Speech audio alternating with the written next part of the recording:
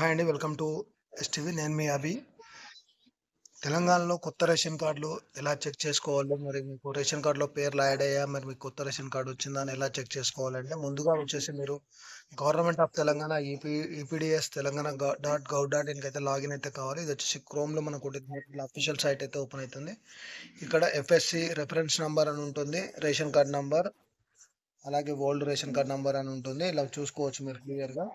అయితే ఇక్కడ మీరు చూసుకోవచ్చు, ఎఫ్ఎస్‌సి రిఫరెన్స్ నంబర్ అంటే వచ్చేసి ఇది మీ సేవ ద్వారా అప్లై చేసుకుంటే ఈ రిఫరెన్స్ నంబర్ అనేది వస్తది. దాని ద్వారా అయితే మీరు చెక్ చేసుకోవచ్చు. తర్వాత ఇక్కడ వచ్చేసి రేషన్ కార్డ్ నంబర్ అని ఉంది కదా! రేషన్ కార్డ్ నంబర్ కొట్టిన తర్వాత రేషన్ కార్డ్ నంబర్ అయితే మనం ఇక్కడ ఎంటర్ చేసి చూద్దాం.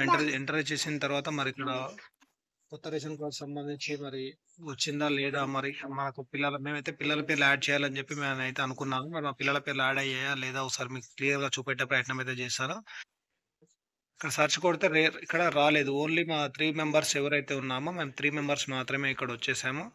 ఇక్కడ మీరు క్లియర్‌గా చూసుకోవచ్చు. ఇది ప్రెజెంట్ ఇంకా వాళ్ళు మాకేదైతే కొత్త రేషన్ కార్డులు మా పిల్లలకి యాడ్ చేయనీకి నేను ఇచ్చానో, ఆ డీటెయిల్స్ అయితే ఇంకా వాళ్ళు యాడ్ చేయలేదు. ఇంకా అది పెండింగ్‌లోనే పెట్టారు. అది మనకి ఇక్కడ స్టేటస్ అయితే చూపెట్టదు. అది వాళ్ళకి మాత్రమే చూపెడుతుంది.